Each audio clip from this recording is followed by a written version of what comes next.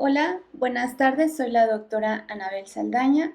Es un gusto estar nuevamente con ustedes y el día de hoy les voy a compartir el tema de lesiones de la región hipotalámica. Los objetivos de esta plática son describir las estructuras que delimitan esta región por resonancia magnética y considerar los procesos fisiológicos que regula el hipotálamo para correlacionarlo con clínica que nos sugiera disfunción hipotalámica por lesiones que afecten directamente el hipotálamo o por extensión de patología de estructuras vecinas. La patología la vamos a revisar basándonos en una clasificación de acuerdo a su etiología o a su origen. Y vamos a revisar algunos casos representativos, algunos de ellos vistos en este hospital, y finalmente vamos a concluir con la revisión de este tema. El hipotálamo es una estructura diencefálica que se encuentra debajo del hipotálamo. Forma parte de las paredes y laterales y el piso del tercer ventrículo. Para su función se relaciona íntimamente con el sistema límbico y con la glándula hipófisis.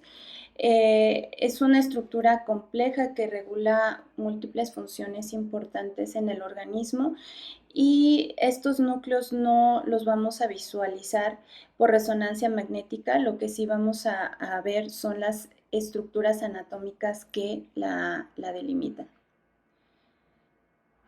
Entonces, el límite superior está dado por una línea imaginaria que va desde o que une la comisura anterior con la comisura posterior, un límite anterior si trazamos una línea que une la comisura blanca anterior hasta el quiasma óptico. Su límite posterior está dado por una línea imaginaria un tanto imprecisa que va a ir desde el tallo infundibular, el tuber cinereum, los cuerpos mamilares hasta la comisura posterior. Es impreciso porque se cruza por ahí el techo del mesencéfalo. Todos estos límites van a delimitar una región triangular en donde encontraríamos dentro de esta región distribuidos los núcleos que componen al hipotálamo. Cabe mencionar que la eminencia media es una protuberancia que está hacia la parte inferior del tuber cinereum y que se continúa hacia abajo para formar el tallo infundibular o tallo hipofisiario, que hacia su origen normalmente mide o tiene un diámetro de 3 milímetros y se continúa hacia abajo hasta su inserción en la porción posterior de la glándula hipófisis, donde puede llegar a medir normalmente hasta 2 milímetros. En un plano coronal por resonancia magnética se pueden visualizar por esta región sombreada aquí en este esquema, lo que correspondería a la disposición de los núcleos de la región hipotalámica a lo largo de las paredes laterales y el piso del tercer ventrículo.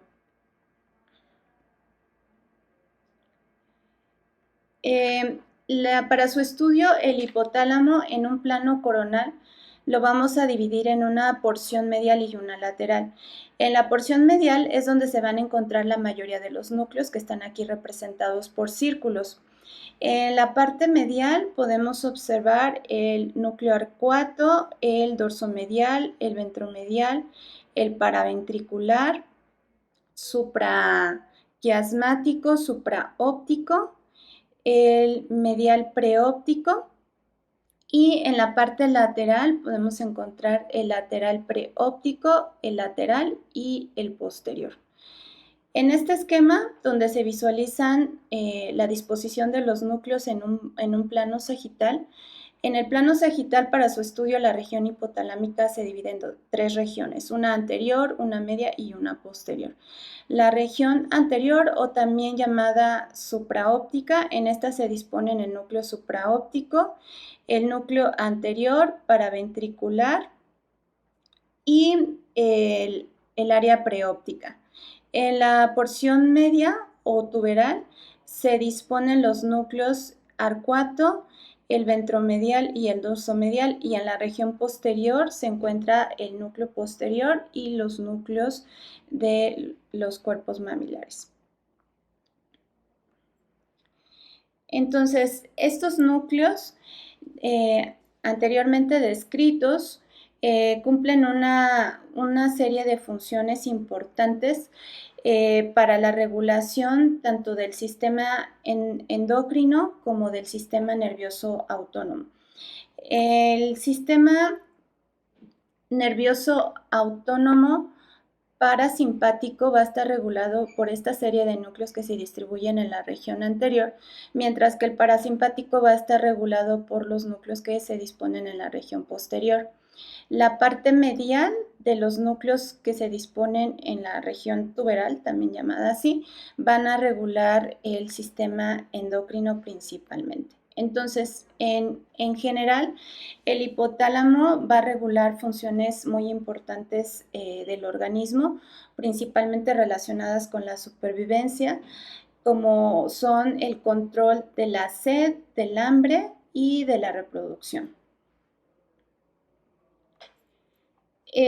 Cuando hay lesiones que afectan directamente a la región hipotalámica, se pueden presentar cualquiera de estos, clínicamente con cualquiera de estos síndromes. Uno de ellos es el síndrome diencefálico y este representa el compromiso del hipotálamo anterior y consiste y suele presentarse sobre todo en niños como fallas de crecimiento, vómito y emaciación.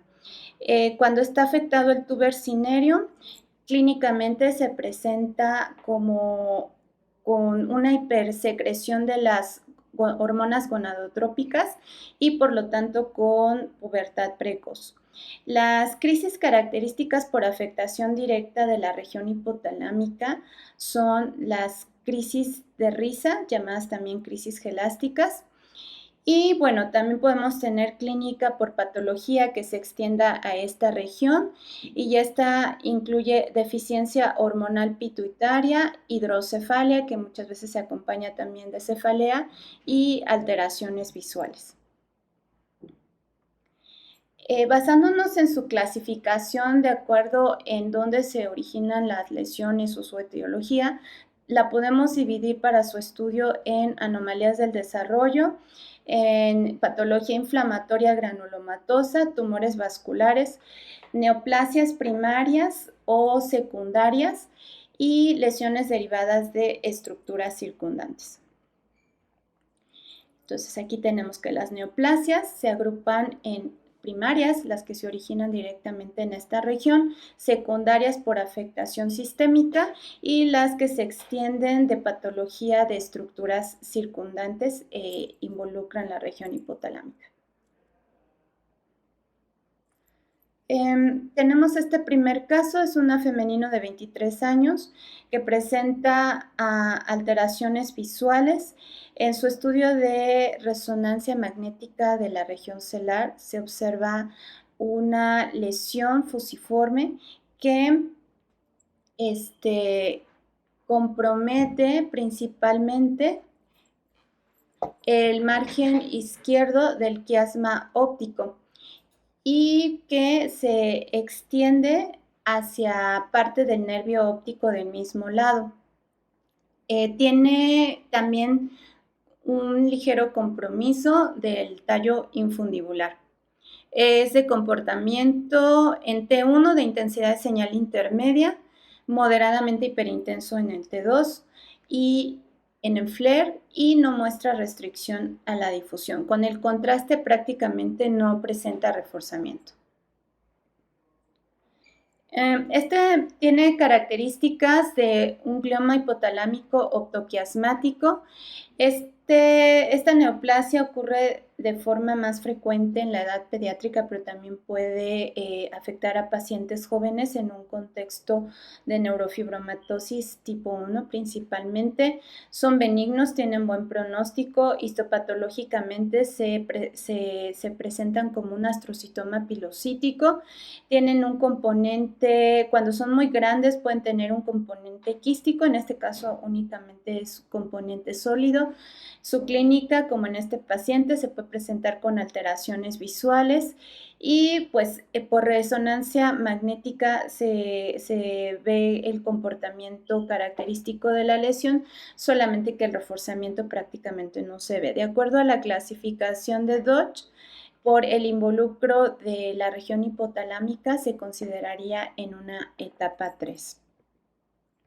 Vemos otras neoplasias primarias de esta región que son muy raras, son benignas y cuando se localizan en la región hipotalámica, prácticamente en el caso del ganglioglioma, tiene un componente heterogéneo, un componente sólido con un componente quístico en el 60% de los casos, lo cual se puede visualizar en estas dos imágenes de resonancia magnética en el plano coronal, donde el componente quístico está señalado con esta flecha y el componente sólido tiene un comportamiento isointenso tanto a la sustancia gris, tanto en el T1 como en el T2. Vemos que compromete la región hipotalámica principalmente del lado derecho. En el caso del coristoma, es un tumor más homogéneo porque tiene componente sólido, también se puede presentar con alteraciones visuales por el compromiso del infundíbulo y en este caso del quiasma óptico, como se visualizan aquí en estas imágenes. En el T1 se muestra igualmente isointenso a la sustancia gris y con el medio de contraste presenta un reforzamiento ávido y homogéneo. La localización más característica puede ser en el tallo infundibular o inclusive en la neurohipófisis. Tenemos otro caso, es un femenino de 48 años cuyos síntomas, los síntomas que refieren consisten en cefalea de larga data y se realiza un estudio de resonancia de la región celar en donde se observa una lesión supracelar que se extiende hacia la región hipotalámica y a la región retroclival. Oblitera completamente la cisterna prevulvar, la cisterna prepontina, interpeduncular y gran parte del tercer ventrículo y por lo tanto de la región hipotalámica. Es de intensidad de señal heterogénea porque tienen unas áreas de comportamiento hiperintenso en el T1 y que se corresponden con áreas de susceptibilidad magnética en las secuencias T2 estrella. También tiene algunos componentes, aparte del componente hemorrágico, también tiene unos pequeños componentes necróticos y el resto de la lesión se comporta isointenso a la sustancia gris en el T1, en el T2 y muestra un reforzamiento moderado y heterogéneo con el contraste. Es una lesión de gran tamaño y tiene efecto de volumen sobre las estructuras adyacentes. Se trató esta lesión, se reportó histológicamente como un meningioma. Vemos que los meningiomas por imagen rara vez se presentan con una intensidad de señal heterogénea, sobre todo es raro que presenten áreas de necrosis o hemorragia en su interior, lo cual nos obligaría a hacer un diagnóstico diferencial con el macroadenoma hipoficiario que tiende a ser o a presentar una intensidad de señal más heterogénea. Sin embargo, como lo vemos aquí en las imágenes sagitales, inclusive desde las coronales también se visualiza que la glándula hipófisis está íntegra. Por lo tanto, su origen no es de la glándula hipófisis, sino del diafragma celar en este caso.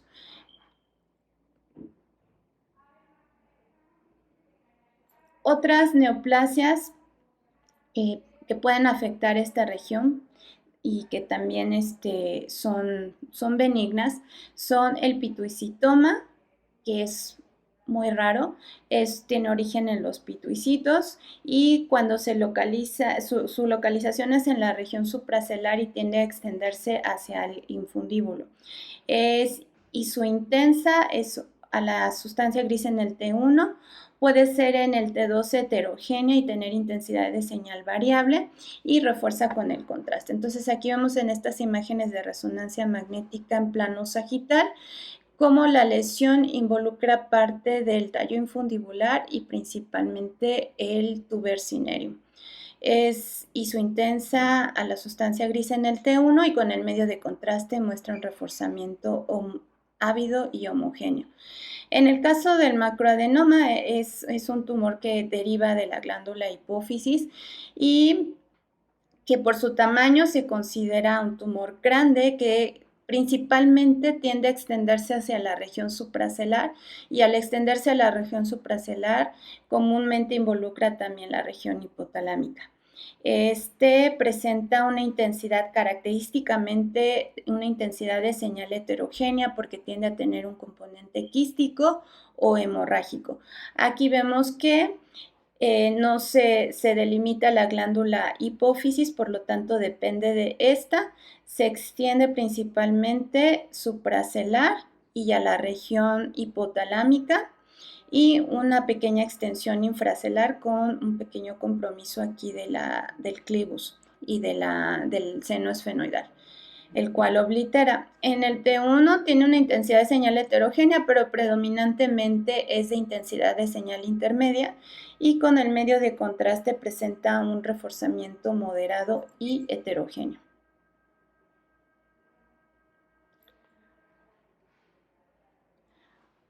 Bueno, en estas imágenes vemos cómo es el reforzamiento de la lesión supracelular en relación con el pituicitoma. Este otro caso es un femenino de 57 años que cursa clínicamente con hipituitarismo, cefalea, náuseas, vómito, somnolencia. Tiene un antecedente importante que es cáncer de mama, ya diagnosticado a la edad de 50 años y se le realiza un estudio de resonancia magnética de encéfalo y por los hallazgos encontrados se realizan unos cortes enfocados en la región celular. Entonces vemos que en este estudio se ven al menos dos lesiones, una de ellas localizada adyacente al tegmento mesencefálico y la otra adyacente a la pared lateral izquierda del tercer ventrículo y que en el plano sagital se ve que se localiza e involucra también parte del tuber cinereum y del tallo infundibular. Estas lesiones son de comportamiento isointenso a la sustancia gris en el T1, moderadamente hiperintensos en el T2 y en el FLAIR, no muestran restricción a la difusión. Con el medio de contraste presenta un reforzamiento moderado y heterogéneo. Se le realiza una espectroscopía en la cual lo que destaca es el pico de colina. Estas lesiones resultaron estar en relación con metástasis por adenocarcinoma de mama. Recordemos que esta paciente ya tenía el antecedente de cáncer de mama y en esta radiografía se observan los cambios posquirúrgicos de la mama derecha. El pico de colina pues nos orienta a que se trata de una neoplasia. Y los tumores los tumores primarios que hacen metástasis al sistema nervioso central lo hacen principalmente por vía hematógena y por diseminación a través del líquido cefalorraquídeo. Algunos de ellos pueden ser pulmón, sobre todo en hombres, de células escamosas y de mama en el caso de las mujeres. Tienen una intensidad de señal variable y la localización específicamente en el hipotálamo es un tanto atípica y rara. Con el medio de contraste generalmente presentan un reforzamiento ávido, pueden ser bien delimitadas como las que vimos en este caso y no infiltrantes.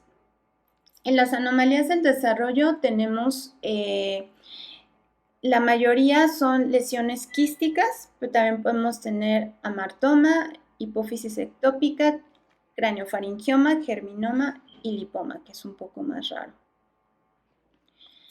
Entonces, en cuanto al amartoma hipotalámico, esta patología es una heterotopia congénita, es no neoplásica y que se deriva de la sustancia gris del tuber cinereum. Se presenta en pacientes jóvenes o entre la segunda y tercera década de la vida. Se distinguen dos variantes, la parahipotalámica y la intrahipotalámica. La parahipotalámica es una lesión pediculada que, como se muestra en la imagen, que tiene una base más estrecha y que sobresale del piso del tercer ventrículo. Clínicamente se caracteriza más por pubertad precoz que por crisis gelásticas, como es la que está representada aquí en este esquema.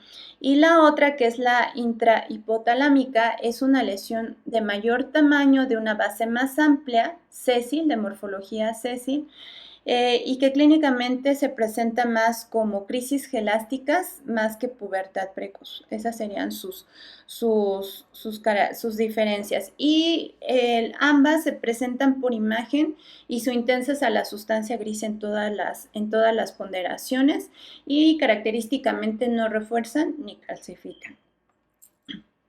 En cuanto a las lesiones quísticas, podemos encontrar el quiste dermoide, que su comportamiento por imagen es principalmente, se comporta como un componente graso. Entonces, su intensidad de señal va a ser isointensa a la grasa. Generalmente se distribuyen exactamente en la línea media.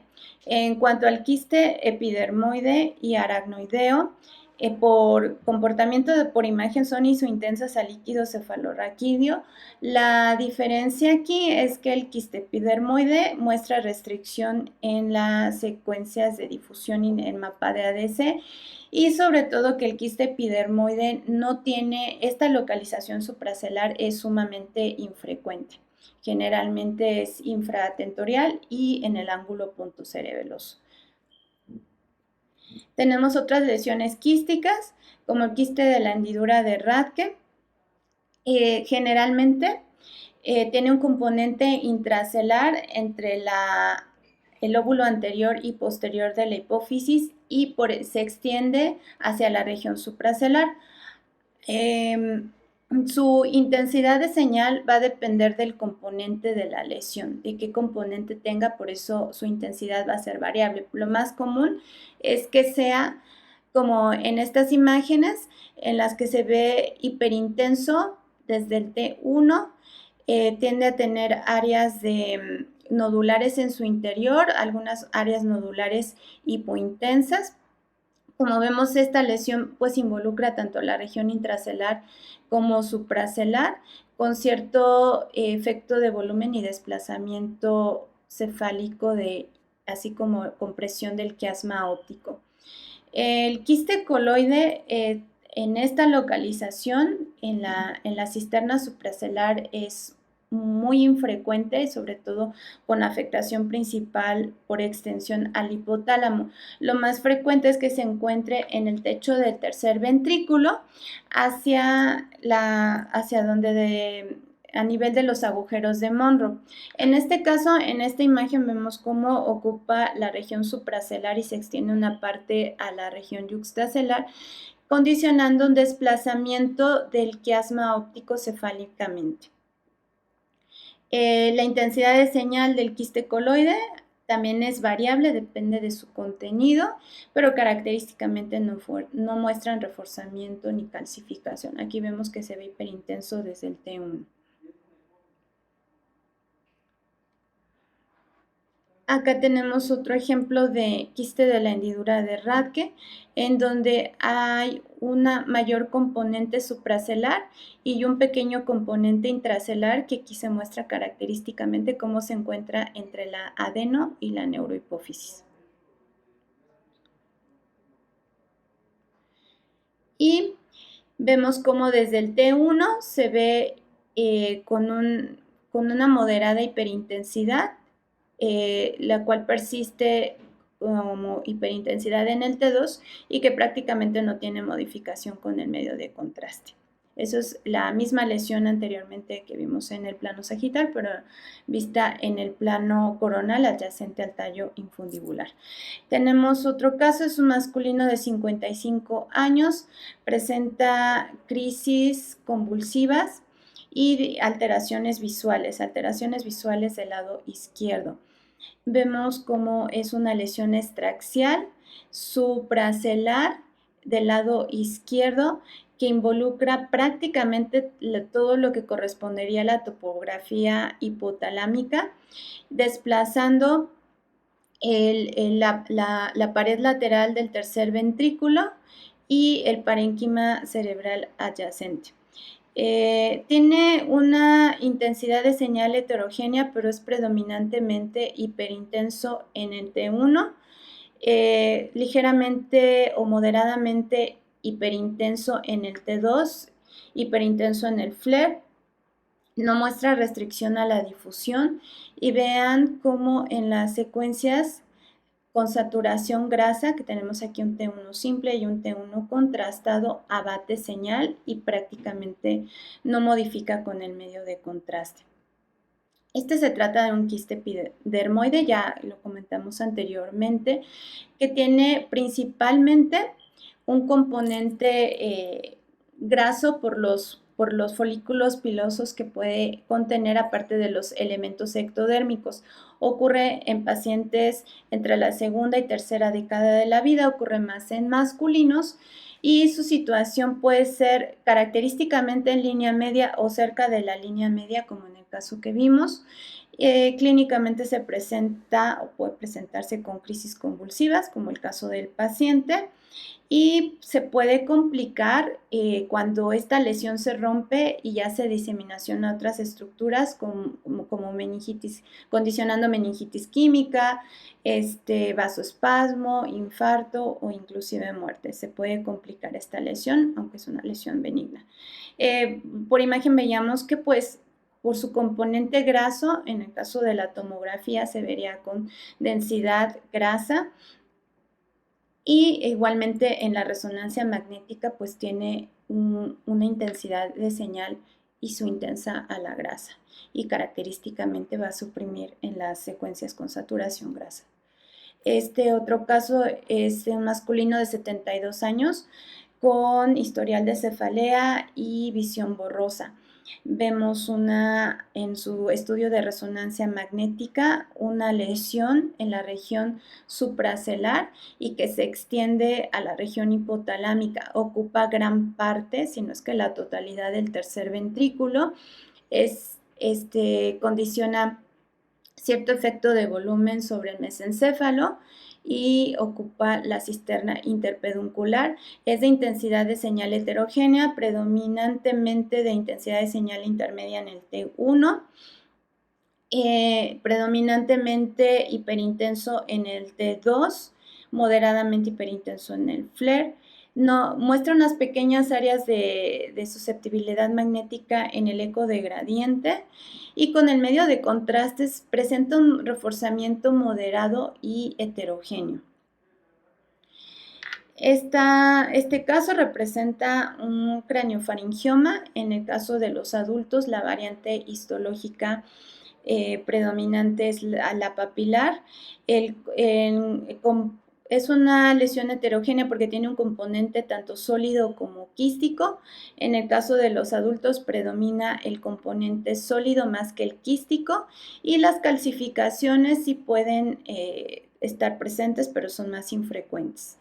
Es generalmente una lesión bien definida, aunque puede infiltrar estructuras adyacentes. Clínicamente se tiene manifestaciones por compresión de estructuras vecinas. Su intensidad de señal es variable dependiendo del contenido principal, y va a tener la porción sólida es la que va a reforzar de forma heterogénea. Tenemos otro caso masculino de 25 años con cefalea y clínica de polidipsia y poliuria. Se le realiza su estudio de resonancia en el cual se visualizan al menos 2 lesiones, una de ellas la de mayor tamaño localizada en la región pineal, que se extiende al tercer ventrículo, y la otra localizada en la región supracelular y que se extiende a la región hipotalámica.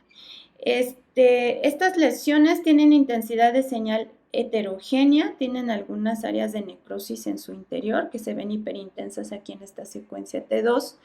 En el T1 tienen intensidad de señal intermedia, muestran un reforzamiento ávido y heterogéneo con el contraste, no muestran restricción a la difusión, y en este plano coronal se puede ver cómo se extienden también hacia los ventrículos laterales. Hacen un cierto grado de diseminación a los ventrículos laterales. Por tomografía se ve que la lesión que se localiza en la región pineal tiene unas áreas de calcificación periférica. Este caso se trata de un germinoma sincrónico. En este coexisten 2 lesiones, una en la región hipotalámica y la otra en la región pineal. Ocurre en el 10% de los casos, no es muy frecuente, afecta por igual a ambos géneros, se presenta en adultos jóvenes, y pues la clínica es por tanto afectación directa de la región hipotalámica como por compresión. Vemos que el tumor, sobre todo de la región pineal, puede tener calcificaciones intratumorales, como se muestran en el caso de este paciente. Y bueno, en estos cortes, como ya habíamos mencionado, se ve que también hacen extensión hacia los ventrículos laterales.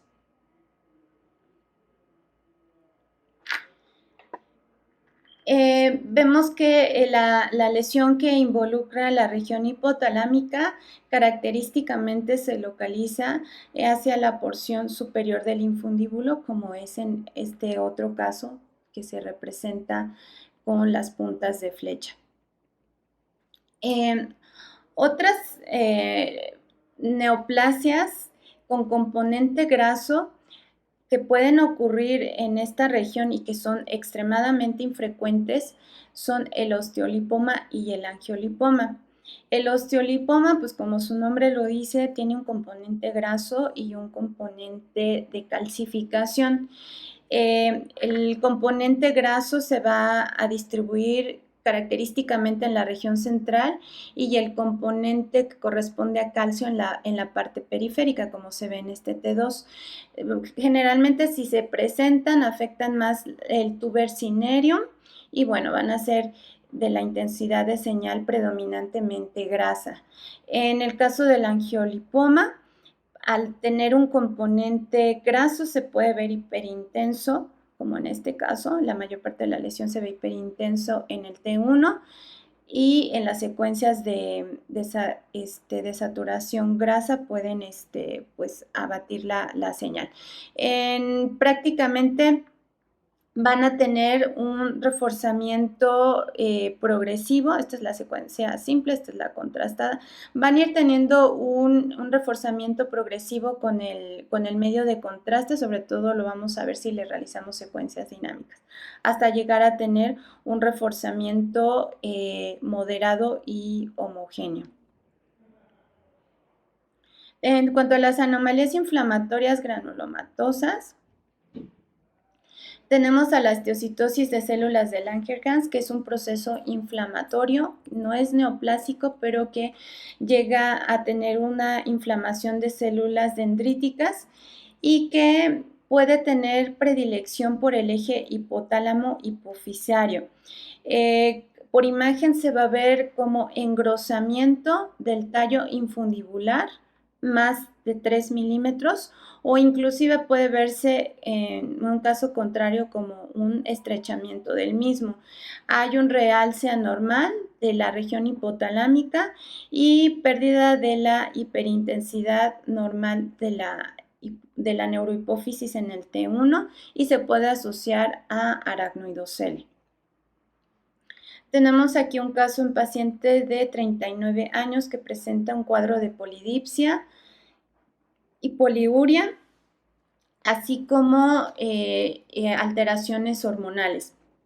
Vemos que en el estudio que se le realiza de la región celar, vemos que se observa un engrosamiento difuso del tallo hipofisario, del quiasma óptico y un aumento en el tamaño de la glándula hipófisis. Presentan una intensidad de señal homogénea y su intensa la sustancia gris en T1 y en T2, con un reforzamiento moderado y homogéneo con el contraste. Aquí se ve cómo se extiende en el plano sagital desde la glándula hipófisis, involucra tallo infundibular, el infundíbulo y tuber cinerio. Este caso se trató de una hipofisitis linfocítica, la cual es la variante histopatológica más común. Tiene un origen autoinmune, aunque clínicamente es más frecuente en mujeres durante el embarazo posparto, pero también puede estar relacionada con otras enfermedades autoinmunes y presentarse en hombres, como en el caso que presentamos aquí. Los hallazgos por resonancia van a ser el engrosamiento de las estructuras involucradas, un engrosamiento difuso, un reforzamiento homogéneo, porque la lesión va a ser característicamente homogénea, y puede haber desde el T1 la ausencia del punto brillante característico de la neurohipófisis en el T1.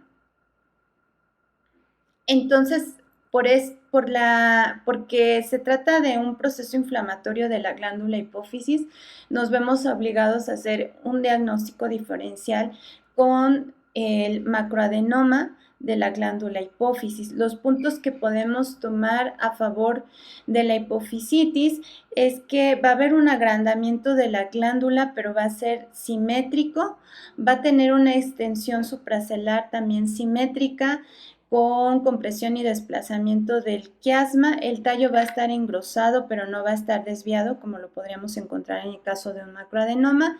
Lo que ya habíamos mencionado anteriormente, la pérdida de la hiperintensidad de la neurohipófisis. Con el contraste va a tener un reforzamiento homogéneo, a diferencia del adenoma, macroadenoma, que se caracteriza por un reforzamiento moderado y heterogéneo, y en el caso de la hipofisitis puede estar asociado el signo de la cola dural, que es un engrosamiento y reforzamiento anormal de la dura madre adyacente. Tenemos otro caso, es un femenino de 22 años con disminución de apetito, adinamia, que progresa a polidipsia, poliuria. Se presenta también con alteraciones hormonales de tipo galactorrea y amenorrea. En su estudio de resonancia magnética de la región celar se observa una lesión que involucra predominantemente, principalmente la región hipotalámica, con extensión aquí hacia el quiasma. Hizo intenso a la sustancia gris en el T1. Aquí se ve que compromete la parte media del quiasma. Tiene una intensidad de señal heterogénea en el T2, predominantemente hiperintensa. Condiciona cambios en la intensidad de señal del quiasma óptico y tiene leve efecto de volumen sobre las estructuras adyacentes, oblitera parcialmente la cisterna interpeduncular, y como un hallazgo adicional se muestra aquí un quiste aracnoideo de la fosa media izquierda. Tenemos otro caso, también una femenino de 22 años que cursa con cefalea opresiva y náuseas.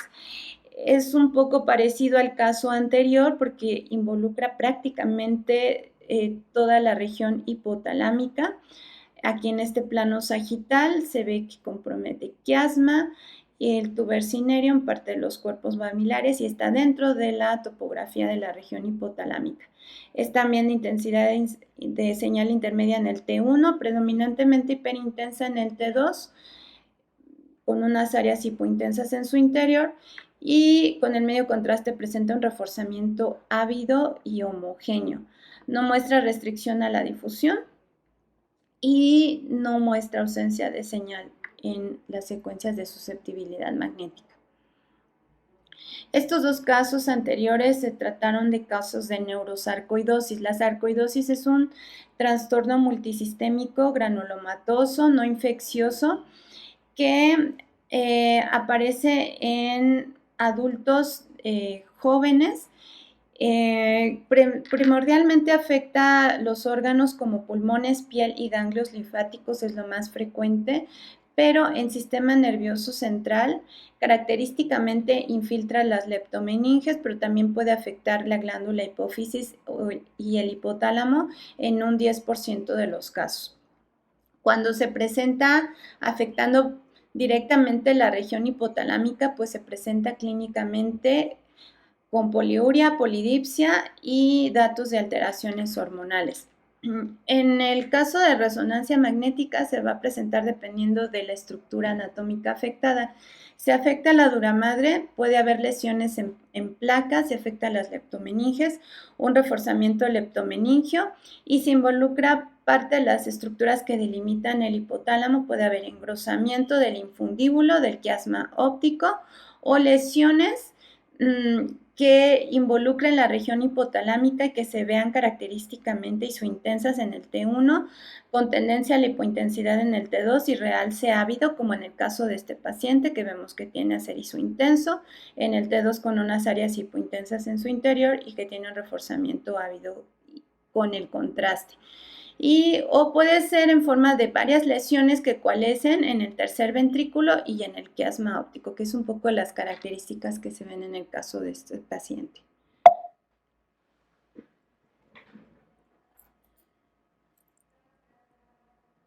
Por último, vamos a ver las lesiones vasculares. Una de ellas es el hemangioblastoma.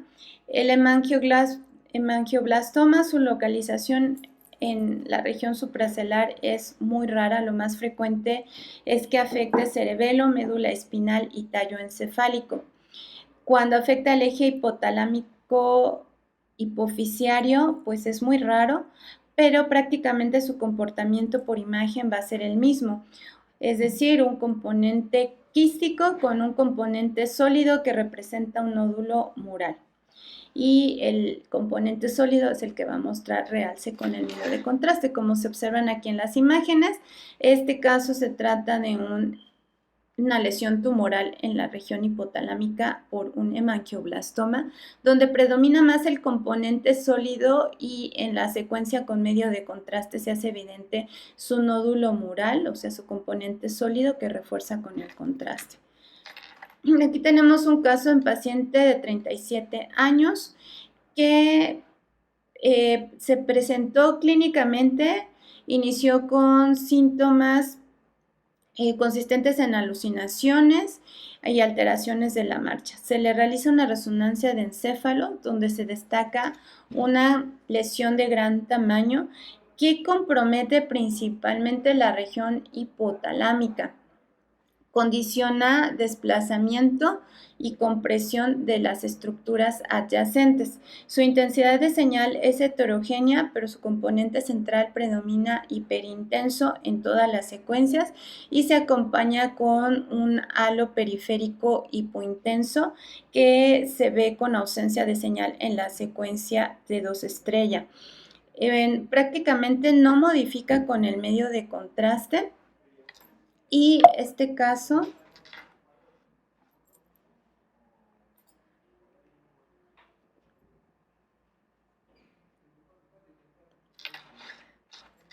bueno, acá en estos planos axiales también se ve la importante compromiso que tiene el tercer ventrículo y el importante efecto de volumen que tiene sobre estructuras adyacentes. Aquí vemos un SWI, donde vemos que esa hipointensidad de señal se corresponde con componente hemático.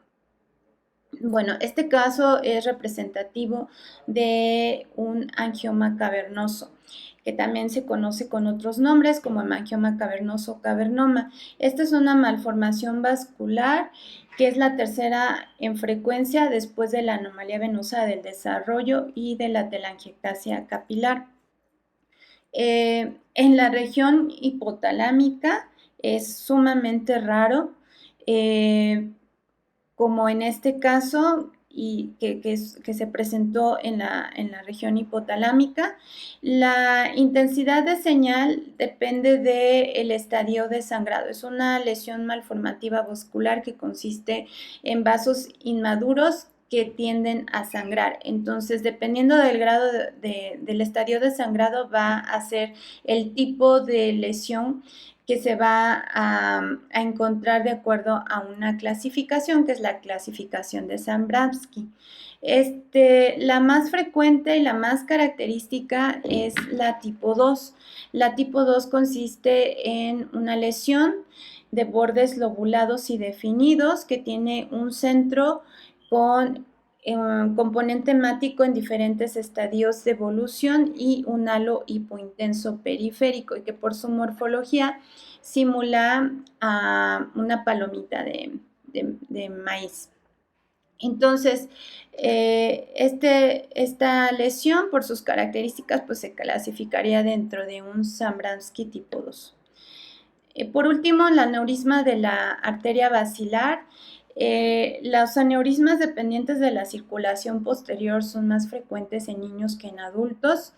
En este caso, que se trata de un aneurisma dependiente de la arteria basilar, los hallazgos característicos en imagen van a ser que pues es una lesión extraaxial que es dependiente de la basilar y que por lo tanto se va a localizar a lo largo de la cisterna prepontina e interpeduncular en este caso, porque va a seguir la disposición del trayecto vascular del cual depende, es fusiforme, va a tener una intensidad de señal heterogénea, con ausencias de señal en su interior por el componente hemático. En este caso se ve aquí en las secuencias de angioresonancia que depende de la arteria basilar y que con el medio de contraste tiene un realce heterogéneo, algunas áreas no refuerzan.